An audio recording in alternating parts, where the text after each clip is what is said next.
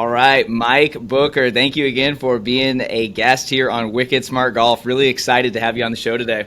Oh, thanks, Michael. My pleasure. I'm honored to be here, bud. It's always fun to talk to a fellow writer, fellow tournament golfer, and you have an amazing list of accomplishments. So I got to make sure I get all of these just so listeners and watchers on YouTube can really see what kind of golf legend we have. So I have 14 Texas Golf Championships on there, 4-time Player of the Year, 8-time Houston City Amateur, 2019 Texas Golf Hall of Fame, and you were also a professional golfer after college, I believe. We'll go into that. Not to mention, you have a financial company that manages about $1 billion in assets. Is that right? Well, it's all true.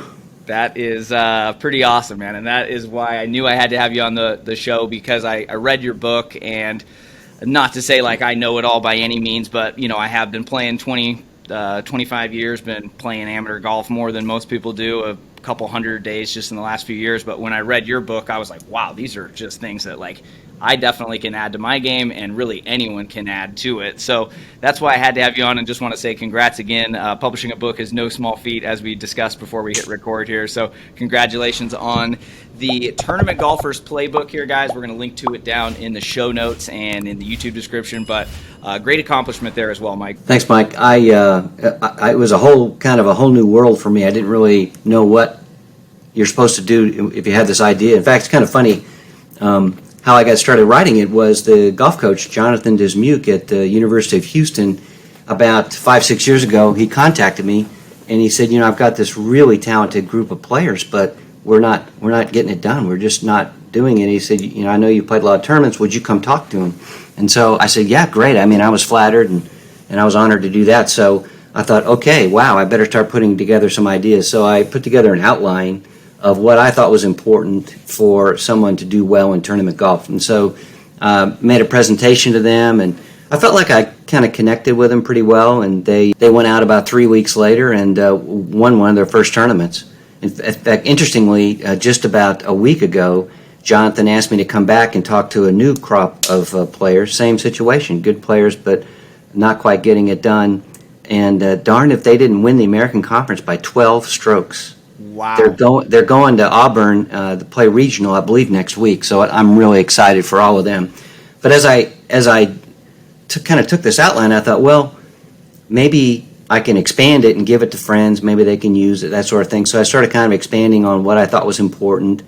And at some point, I don't know when, some point in the middle, I said, well, maybe I can try and make a pamphlet or something, a book, I don't know what, out of this. And so I went and I researched golf books and just Googled it, and there were 65,000 golf books. And I thought, oh my God, does the world really need another golf book? But as I looked at it further, I realized that a bunch of those 65,000 were written with the mental side of golf in mind, which that perked my interest because that's really what I was interested in.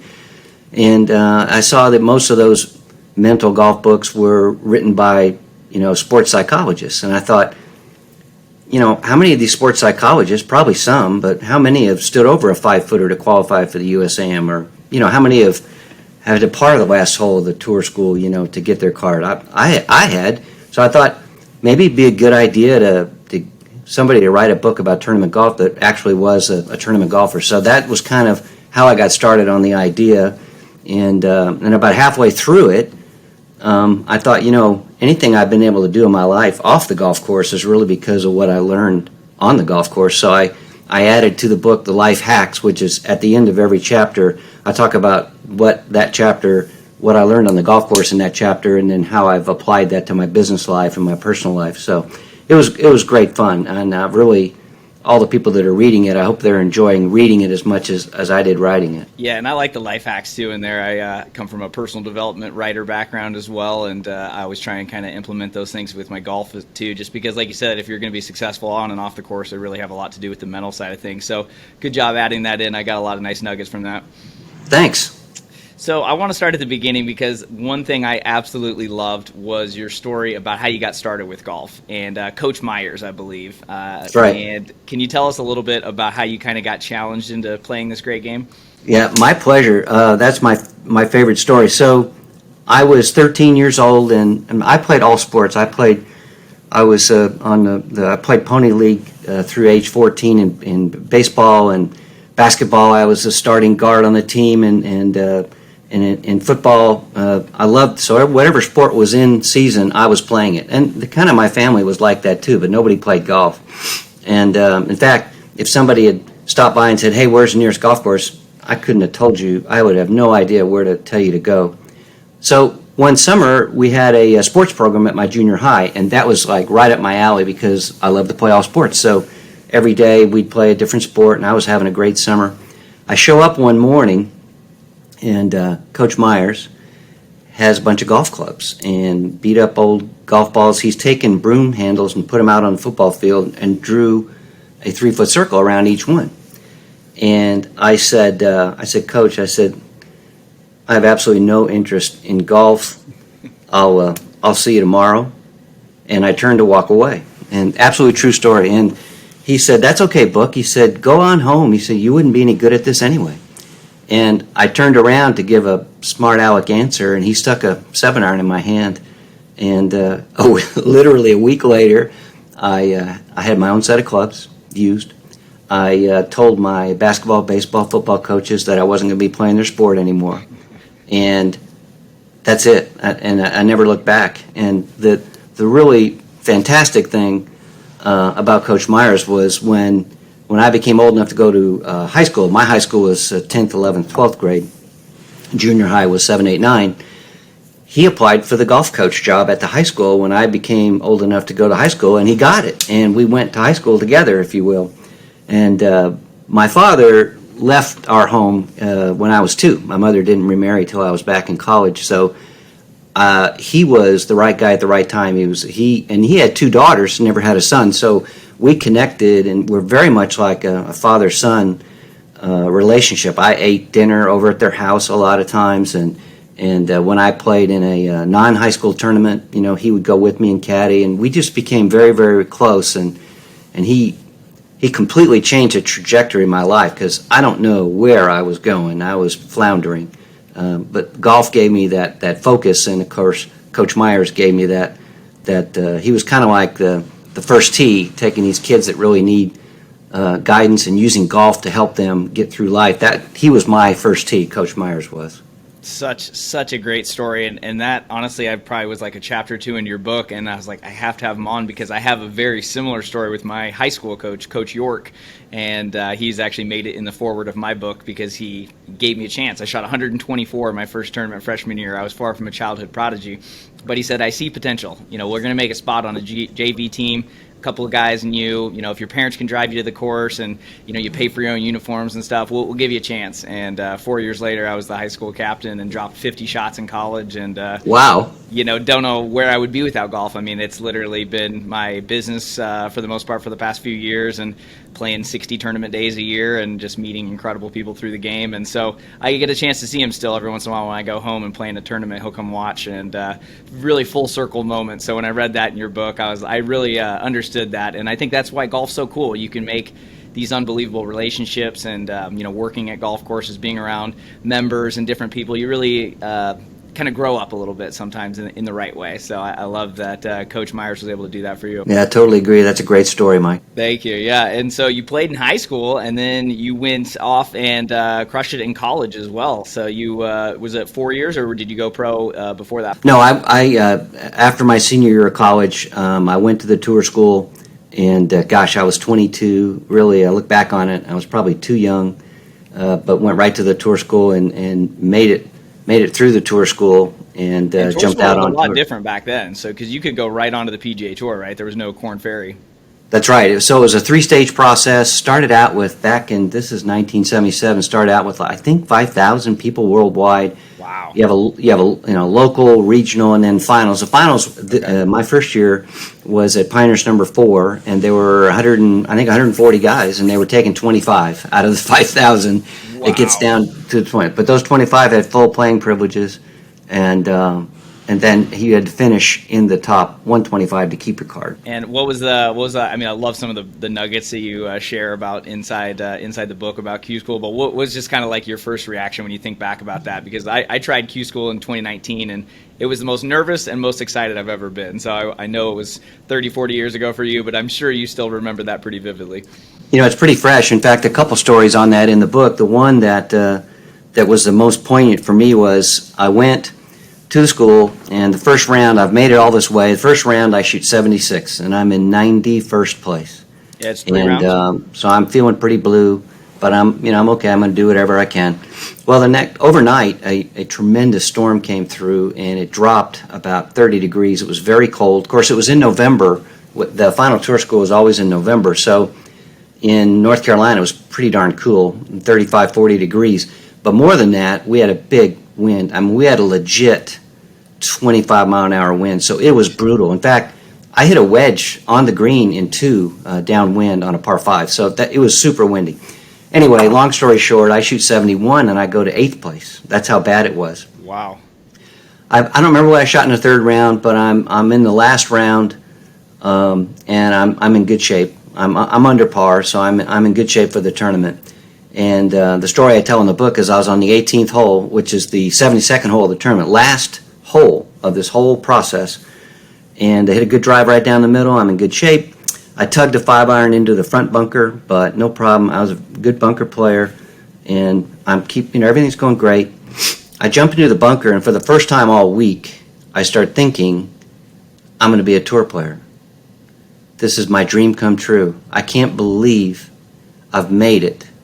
And of course, my big point of my book is not to think in terms of result, but stay in the process, stay in the moment. So what do? I feel it like I did it, just yesterday. I bladed it. I bladed the bunker shot over the green into a back bunker, and the pins up front. Of course. So now the world starts spinning very fast, and I actually remember thinking immediately what I was going to tell my friends back in Houston. What am I going to tell everybody that I double bogeyed the last hole, or worse, and missed my card by 1, and I'm somewhere off in outer space. I'm no longer in North Carolina, or no longer on Pioneers number 4. So in the book, I talk about I dedicated a whole chapter to breathing, and as a young guy, I had experimented with breathing as a way to bring yourself back to the present. So I instinctively started taking deep breaths and counting my breaths. And, of course, it's still my shot because the other 2 guys are on the green, and I've bladed it over the green. So I get out of the bunker, and I start breathing, and I try and calm myself. But my heart rate, my blood pressure, my breathing, everything is accelerated.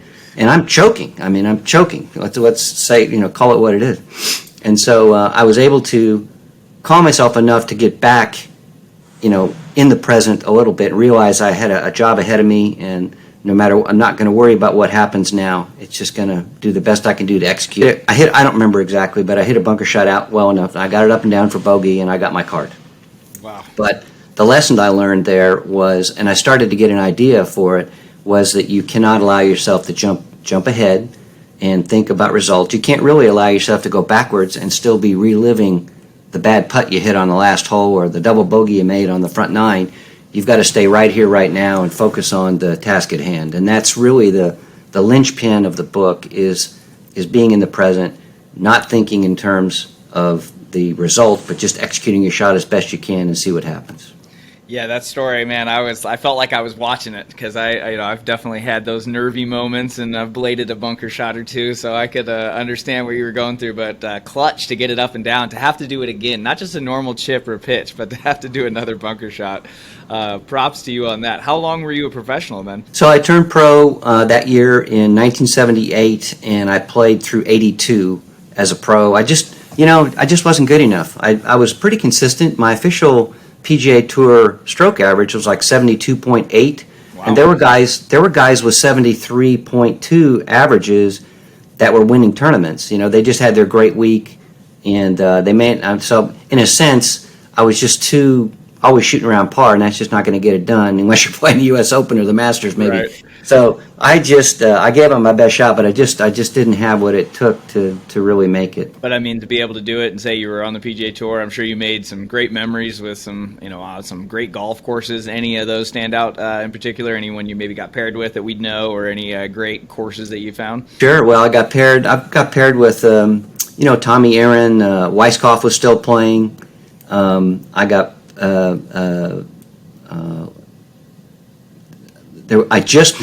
I was an alternate for the Byron Nelson one year, and I was second alternate, first alternate, got to play with Arnold Palmer, so that would have been pretty cool. But I missed it. I was one alternate off. But yeah, I played with a bunch. Larry Mize and Paul Azinger and I played virtually every practice round together. We had a kind of a standing game. We went out to dinner quite a bit. So I got to meet and be close to and a lot of great players. Which again, in the book, at the time, even on tour, I really wasn't what I would call a tournament golfer. I was playing tournaments, but I wasn't really having the characteristics of these guys that I didn't think did anything really a lot better than I did. I couldn't understand why they were beating my butt all the time, because I hit the ball about as well as they did, and I putted about as well, but they had that thing, which I didn't know what it was. It would take me a couple decades to really discover what that was, and what that was is that they were tournament golfers, and I was just a golfer who played tournaments. I also met my wife. We're having our 45th anniversary, so I guess I better throw that in there as someone special that I met. Definitely never going to hurt to give some props there. That's amazing. Well, congrats on the 45th anniversary, and that's really the theme of the book was, and that's what really, even to me, I was like, I'm a little bit of both sometimes. I still have a lot to improve, even though I feel like I play in a lot. So tell us, what is the difference between a golfer who plays tournaments versus a tournament golfer? That's the question, isn't it? So, of all the people that play in tournaments, I've sort of divided it into two camps, and the first is, what is a tournament golfer? And a tournament golfer operates in the present, primarily. They get yanked into the future like we all do and start thinking about results, but they recognize it when it happens and they pull themselves back. They may do it by breathing. They may do it by having positive self-talk. But a tournament golfer is always striving to stay in the present and execute the shot, not worry about what's going to happen. If you think about it, Mike, if you're on the 18th green to win a tournament, the tournament golfer is going to lock in, going to have his pre-shot routine, and is going to roll the ball down the line and see what happens. The great Jackie Burke, about 3 or 4 months after I got my card back in '77, I called him up and I said, "Mr. Burke, it's Mike Booker. We've met a few times. I'm here on the PGA Tour. I'm struggling with the putter. Could you help me out?" And he said, "Yeah, come on over, Book." So he only lived, the golf course of Champions was about 15 minutes from my house. So I drove over there, got there. There's a huge Texas rainstorm. So we went in his office, and he said, "Well, let me see you stroke a few on the rug." And I did. And he said, "Man, there's nothing wrong with your stroke." He said, "But here's what you got to do." And he literally was like right here. And when Mr. Burke talks, you listen. He just turned 100 about a month ago. Wow. He's a fantastic man. Anyway, he looked me in the eye and he said, "Never, ever try and make a putt." Of course, I'm 22 and I'm thinking, okay, all right, well, I guess let me get out of here as soon as I can, because that's crazy talk. What he gave me was that was the greatest golf tip I've ever had, and I just wasn't mature enough to understand what he was talking about. And to this day, when people ask me what's the greatest golf tip, and I tell them that, about 60 or 70% of them kind of look at me like, okay, well, all right, thanks, but they don't get it. And what he was trying to tell me was, you roll the ball. That's your process. All you're trying to do is prepare to hit the best putt you can, and if you try and make it, that gets in the way of your process. That's result-oriented thinking. So like I was using the example, if you're on the 18th hole to win a golf tournament, the tournament golfer is going to know that it might go in, it might not, but I'm going to roll it as best I can. I'm going to go through my pre-shot routine. I'm not going to be faster, not going to be slower. I'm going to roll the ball down the line. Let's see what happens. The golfer who plays tournaments is thinking something like, God, if I win this tournament, that trophy is so awesome. It's going to look great in my study, and my girlfriend's going to love me, and I'm going to feel so great. And it's all about the results. And by the time they take the club back, they hit the worst putt they could hit, because they're totally out of the present. They're thinking about results. The great story on that is Kenny Perry. Kenny Perry in '97, he was playing in the Masters, and his goal that week was to, number one, not look at the scoreboards. Number two, he had this thing called being aggressively patient.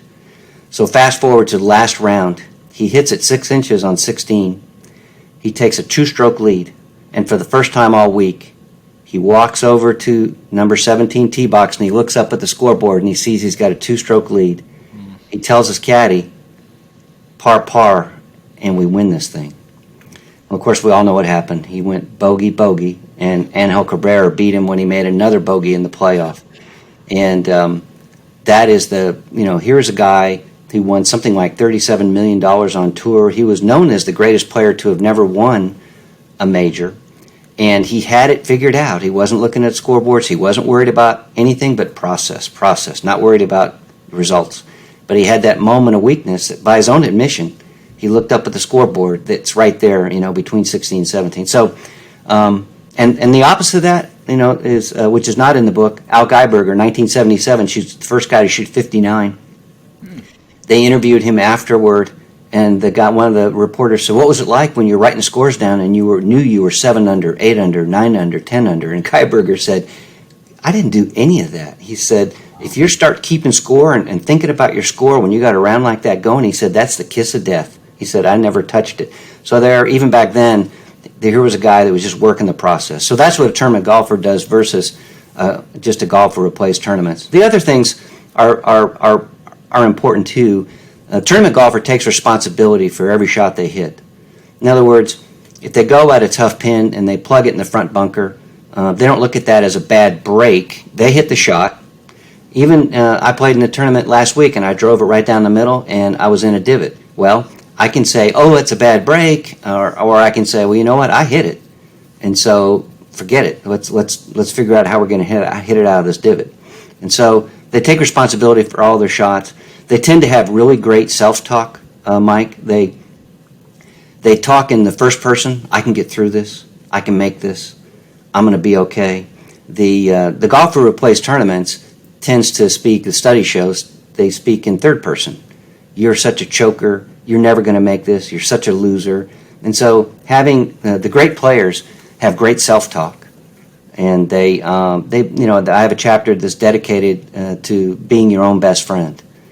And the concept there is that it's not really what you say to everyone else that determines your life. It's what you whisper to yourself that has the greatest power. And so you've got to be able to be your own best friend. And that's what a tournament golfer does. A golfer who plays tournaments continually beats themselves up, and they tend to be too hard on themselves. And some of the other things that a tournament golfer does, it really understands the difference on perspective. In other words, and it's very difficult for junior golfers, it was for me too, to put golf in perspective. As you get older, and I think younger if you can, is to put golf in its place and understand that it is just a game. But again, I see junior golfers, it's very difficult to see that. In fact, one more story in the book, we were playing NCAA. We ended up winning the NCAA my senior year at University of Houston, but I came into the last hole of the tournament and had about a 15-foot uphill putt, and we didn't have scoreboards, we didn't have phones, I didn't know how we stood. Everybody was just trying to do their best. Right. I ran it by the hole about 3 feet. I missed it coming back, and I just stormed off the green. Basically signed my card and just threw it.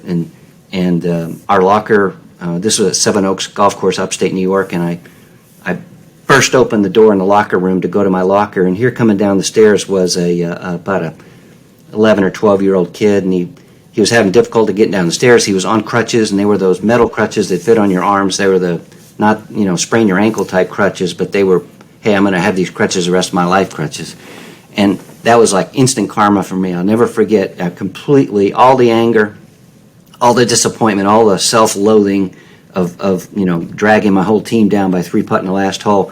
All of that just left my body because I realized it is just a game, and that was a gift from God just to say, hey, this kid you're looking at, he's got a battle his whole life, and you just maybe you lost this battle today, but he's got to battle it every day. So that was a wonderful thing for me. We ended up winning the NCAA, thank God, If we lost by one, I'd want to, but I did. That was a great gift of perspective. And again, That one really got me when I read that one. I had the chills when you were just telling the story, even though I knew what it was going to happen. Because I mean, it seems like the golf gods will kind of give you those things every once in a while too. Like you might have a bad round, and then you'll figure out some news in your life or something else with a family or friend, and it's like nobody cares. That's exactly right. Or that I had that bad round. Like nobody cares, and it's right. Like, And the golfer who plays tournaments. I love this game so much. It's so hard to, and like you said, it's hard to not personalize it. I fully understand since it's my business as well.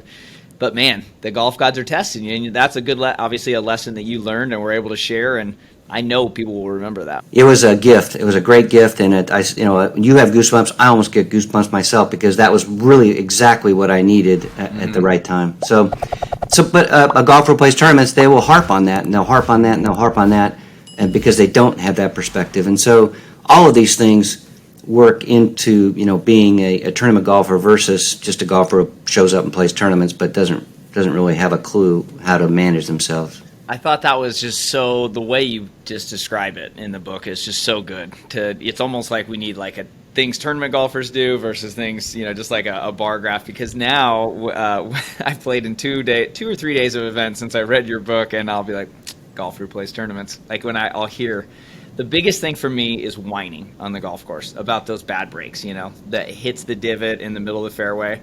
I've never thought of it in the way that you described it, but I always am just like, whining about it's not going to help. And when I was a junior golfer, I was terrible about it. I would whine and complain. But now it's funny because I'll kind of like hear it when other people say it and be like, look at this bad break. And they always are like looking to you or the other people in their group to like agree with them. Like, oh, the pity party, if we have that. But like you said, when you walk up and you stripe a drive, it's in a divot, and you don't even acknowledge it, you just kind of look at it, make sure you know what the lie is going to do, and you just hit the shot, that psychs out your competitors because it's like, whoa, that guy's mentally stronger than me. That's a great observation because on my original outline for the book, when I talked to these U of H golfers, I said to them, can you imagine the power of you not reacting to what you might call a bad break, and you just step up to it and take care of business? You hit it in a divot. The fact that you don't even whine about it and you just step up and know you got a job to do, that's incredibly intimidating. That's such a great observation that you just made because that's how I felt. I don't know if they picked up on that much at all, but that's when I played in the U.S. Amateur one year with a high school kid, and he hit a pretty good shot on a par 3, buried in the front lip, and I remember looking at him. He was a member at Riviera, and I remember looking, he had no reaction at all. And I thought, oh my God, this kid has got a very old soul here. He's not, he's not got a junior golfer brain. He is, and he stepped up and hit a great shot out, taking care of business. Yeah, that to me is, there's so many. I've pretty much highlighted the whole book, but that was one that I really love because I play in so many events with 18 to 50-year-olds, with 60-year-olds. You see everything, and you'll still see those guys that are 50, 60 still complaining about it. I'm like, man, you guys, like, what are we doing? I never have understood why whining out loud to the golf gods or to your playing partners somehow makes it like you're going to be better. Like, I did a video on it on TikTok, and I was like, look, nobody cares about your bad shots because, I don't even care about my own. Like, you don't need to tell me, and people got all heated on it. But it's true. It's like you're just bringing your mental game down so much when it's like you could use that mental capacity to figure out how can I hit a good shot from here.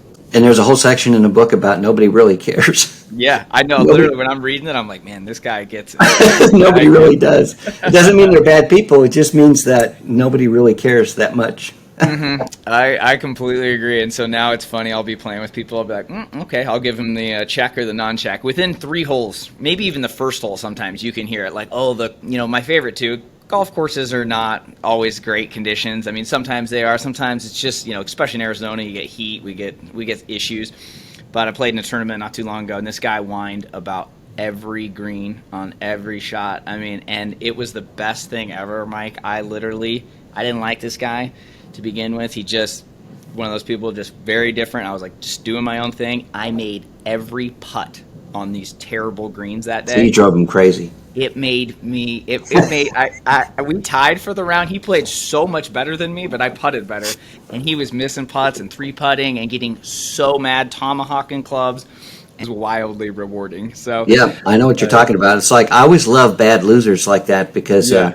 because they think they're being dramatic and looking for sympathy or whatever it is. But for me, when somebody really complains about when I beat them or whatever, and they take it really badly, it makes it doesn't make me a nice guy, but it makes it that much more fun for me. If they're a great loser and gracious, that's Yeah. nice.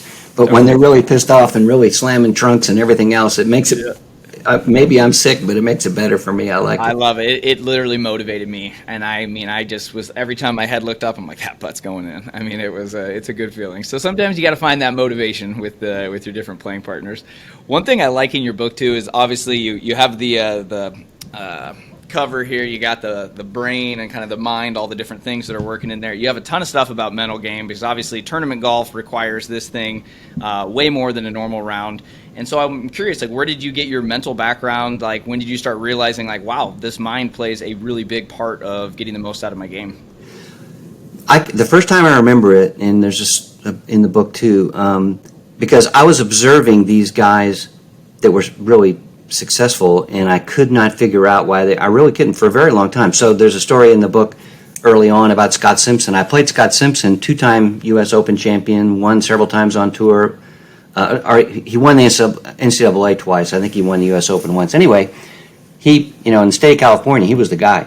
And I was just a kid. I had only been playing about 4 years. And but like you, I improved pretty quickly. And when you're a kid, you can focus on just doing that one thing. You're not paying the rent or any of that stuff. So he duck hooked it. I was playing him in the semifinals, and I'm just chugging along. I'm just having fun. And he duck hooked it out of bounds on the first hole, double bogey, I'm one up. And he duck hooks it out of bounds again on the second hole, double bogey, I'm 2 up. And I remember looking at him, and I was thinking, well, I wonder who I'm going to play in the finals. And which is so, result-oriented thinking, terrible. And I'm looking at him, and he's calm. And I'm like, dude, why are you so calm? I'm going to beat your butt. You're already 2 down. It's almost over for you. And of course, he beat me 3-2, and I did not know what just happened. I didn't know what it was. And what it was is, he was not worried about what had happened in the past, not worried about what's going to happen in this match. I'm just going to figure out why I'm hooking this ball. That's the first time I remember watching someone in pretty far along in a tournament, sort of last group, mentality. And I thought to myself, wow, why is he doing that? It took me, 20 more years to understand what that was. Really and truly, it did. Yeah. Because I was gonna say, did you feel like you got it when you were a pro, or you got it more when you were really back into amateur golf, and that's when? Because I mean, sports psychology was barely even a thing probably in the '80s, and so I feel like Dr. Bob Rotella kind of brought it along, and then of course a lot of other people got in. But I mean, that had to be something you probably it wasn't really talked about. I mean, people would think if you go see a sports psychologist or a shrink, you got issues, right? Right.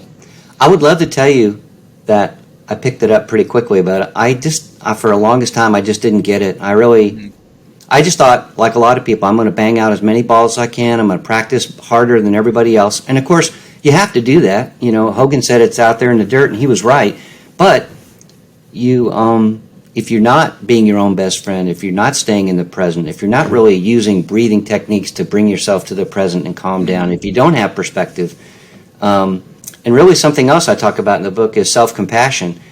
We tell a lot of our kids, we think we can give them self-esteem by telling them, oh, you're great, you're doing great, I'm so proud of you. And that's all good. Mm-hmm. But self-esteem, when they're under the gun and they're actually out there where the parents can't tell them how great they are, and they fail, and it's doubly worse because they're under the impression that they were this great athlete or great student or whatever it is that everybody's telling them they are, to try and help their self-esteem.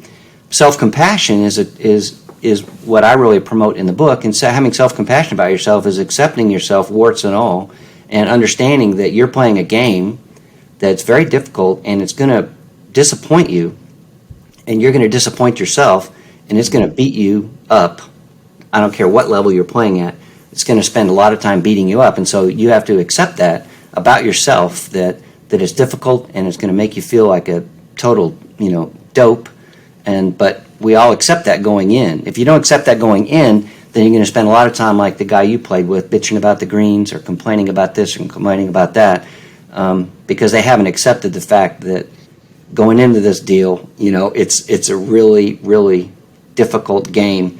And then when you go from just playing golf to tournament golf, which is a completely different game, then you really need self-compassion, and the self-esteem doesn't really get it for you. I was going to say that's the biggest thing for me is just the difference from tournament golf. It's just so much more of a mental battle out there, and people just aren't really prepared for that.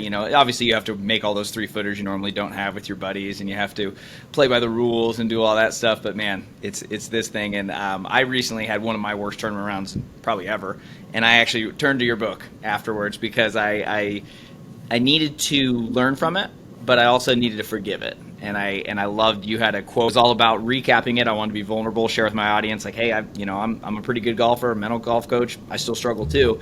And I read that portion you had about forgiveness, and I just love that because you gotta forgive yourself. I mean, a lot of times you just stay so focused, and that's, you have all those moments you just keep remembering, and it's like, just a day or two, get the memories, learn from it, but you got to just leave it in the past. You can't take it with you. So when I read that forgiveness part, I was like, man, I think I was supposed to have that bad round, and supposed to talk to you and supposed to read that book because you can learn a lot from it. And I've had a ton of people reach out about that episode because, everyone always just likes to talk about the highlights, but I'm sure you've had plenty of lowlights too. And it's part of the game. It's part of life. Yep, and you sort of have to pre-accept that, I think, that you're human, and you're taking on a very difficult game. And then when you, again, as I said, when you step up to a difficult game under tournament golf conditions, you're going to be there's going to be a lot of resiliency you're going to have to show, and that's, again, the life hacks idea. You can show resiliency in your business life. You can show resiliency in your personal relationships. Everything's learned on the golf. How important, I know you played in more tournaments than most of us ever will. You talk about routine a lot. I have a few different episodes. I've talked about it as well. How important do you think is having that pre-shot routine for tournaments to help with the mental side of things? One chapter is just about the pre-shot routine, and the answer is it's critical, and none of us give it enough attention. When you're in extreme tournament conditions, you're in the hunt, or you're trying to make the cut, or you're trying to make the tour school, whatever it is, and there's all these distractions. Your safe place is your pre-shot routine. You've got to create the pre-shot routine. I didn't put it in the book, but Nick Faldo used to take his caddy, and they would time. He'd take the club out of the bag, and they would time it, and so to get it down really well. So that's your safe place. That's your harbor. That is when you step into your pre-shot routine, it must be disciplined. It must be the same way every time, because when you're under the gun, that gives you familiarity. That gives you your place, that you're at home and you're safe. And so the pre-shot routine is huge. Doug Sanders, 1970, British Open. Oh, that story hurt me when I read it. I didn't know that one. I spent a whole day going through that whole round. You can get the whole round. You can watch it on video. So what he did was, he's going to win the tournament. He's in great shape. He hits it about 20 feet on the 72nd hole, 18 at St. Andrews. And it's so unusual. He goes through his pre-shot routine. He would stand over the ball a long time. Nicklaus did too, but Doug Sanders, and somebody in the gallery makes a noise, and he steps off. He starts all over again on the 20-footer. He gets back, starts his whole, it's perfect. This is exactly what you got to do. Then he steps over and knocks it down there to the famous 3-foot range. And he gets ready to, he looks, he reads it from both sides. He goes through his routine. He used to stand over it, I believe it was 12 seconds. Once he was addressed, he would stand over a really long time. He sees something that he thinks is a loose impediment. He doesn't step away. He stays in his stance, and he bends over and he reaches and he pulls what he thinks is a loose impediment, but it's really nothing. And then he's over it, and he ends up being over this putt for over 30 seconds. And you're screaming at him to stop, start all over, step away, and go back through your pre-shot routine again, just like he did 5 minutes before on the 20-footer. But for some reason, he doesn't.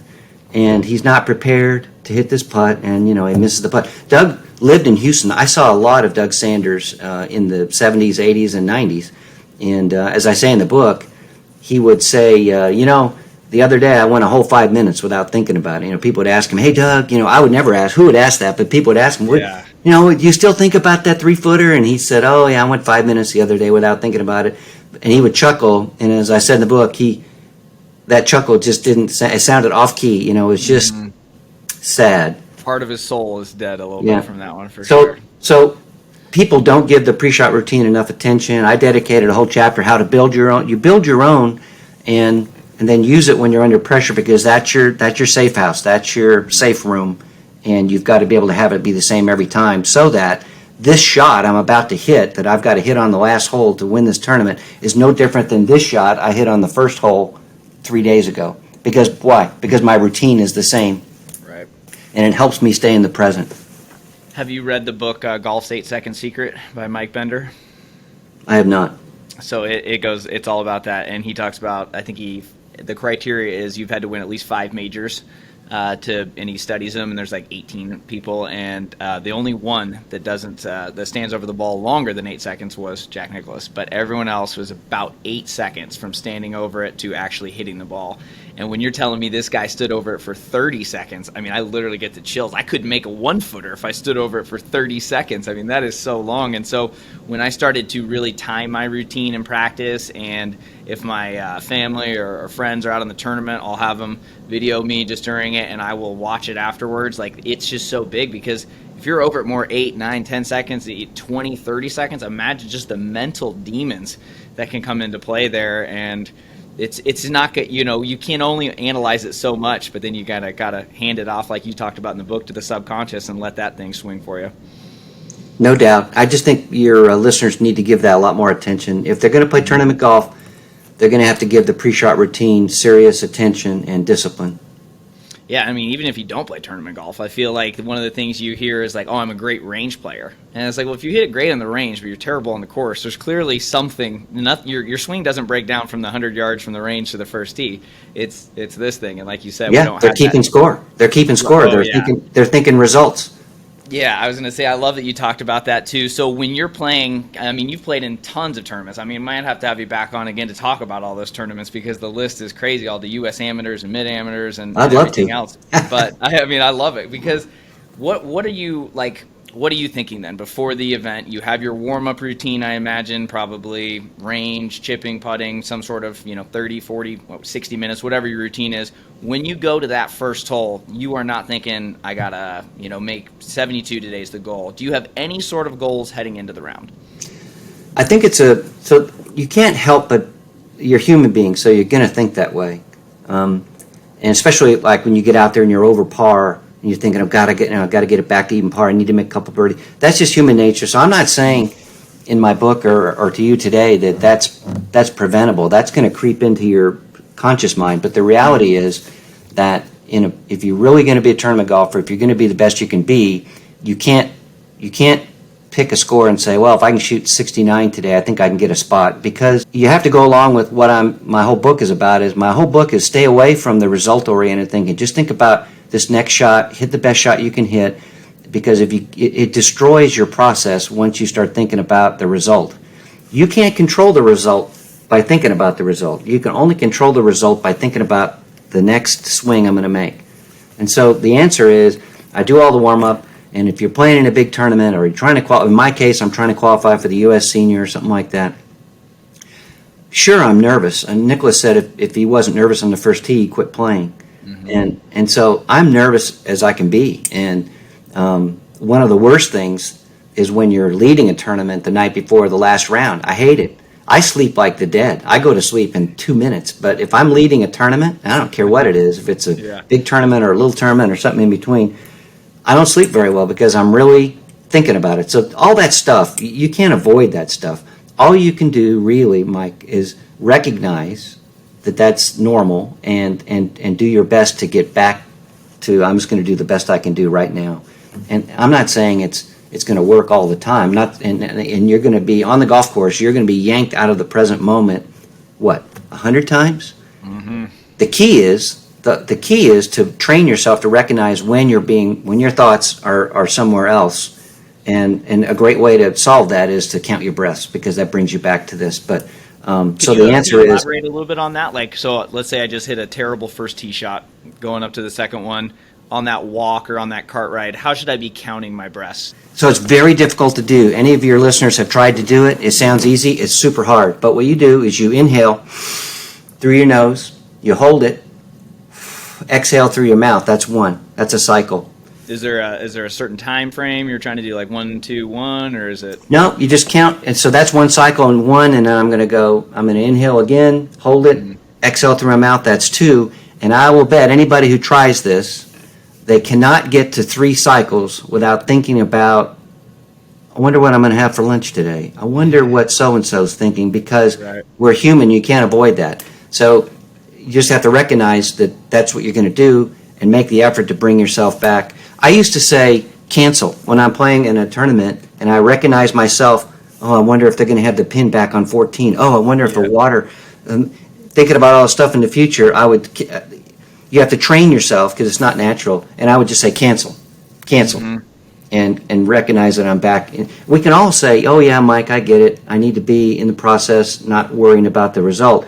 But the key is to catch yourself doing that and stopping it and bring yourself back. And the breathing, counting breaths is the greatest way to do that. But I'm going to tell you, and I hope your listeners try it, it's very hard to do. If you can get to 4 or 5 without a 2 or 3 outside thoughts coming through your head, you're very, very good. So you have to practice it. I'm glad you shared that, though. I've always, there's so many different breathing techniques and things like that, but I feel like the simpler you can make it, like you just did right there, we can hopefully remember that, apply it on the golf course. And I love you said the cancel.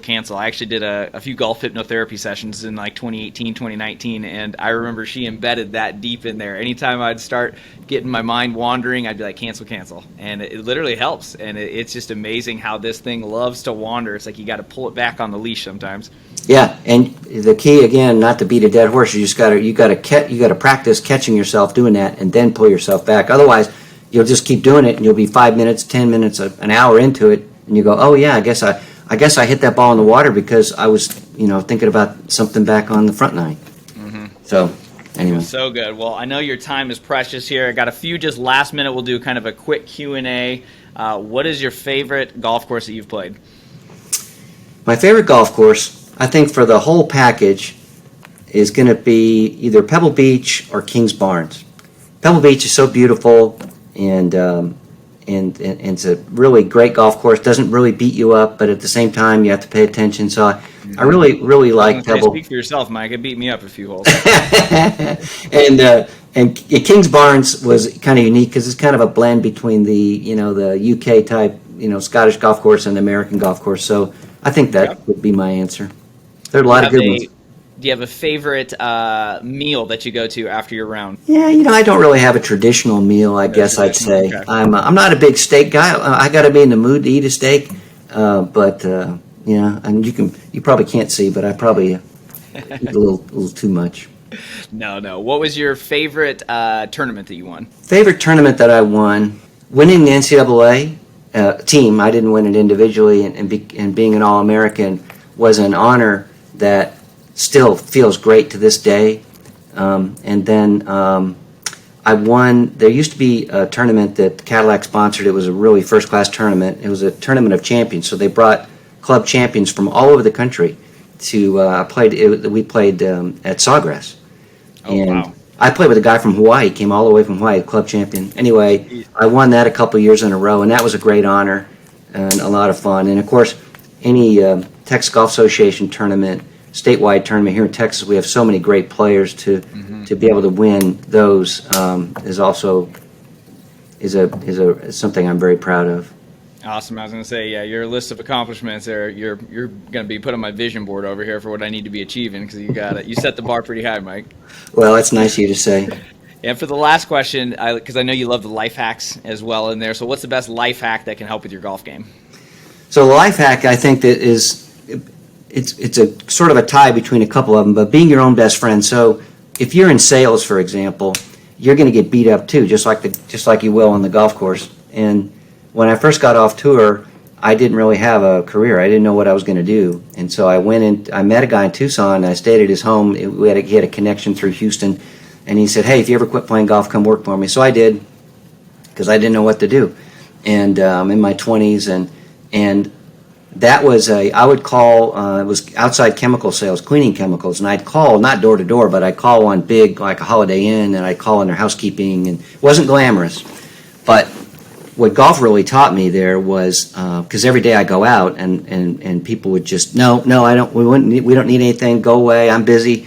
And we never made appointments, and you were calling on people that were, hardworking people, and the last thing they needed was Mike Booker showing them, a 55-gallon drum of window cleaner or something like that. So I learned that if I just do my process, if I just I was trying to make 8 to 10 calls a day. That was my goal. Not so much make 3 new customers or 4 new customers, but I knew if I made 10 calls a day that I'd make some sales. And so I didn't realize what it was at the time, but as I look back, as far as a life hack goes, that's just doing your process, having discipline, and letting those sales happen because you've done the part that leads to it. So chipping off little pieces of a goal will get you to that goal. If you're thinking about only that goal, you're not doing the work that it takes to get there, to accomplish. Perfect ending right there, Mike. I swear, we're going to get you on stage with Tony Robbins one of these days. All right, guys, if you haven't yet, Tournament Golfers Playbook, unbelievable, on Amazon. Mike, thank you again for being a guest on Wicked Smart Golf.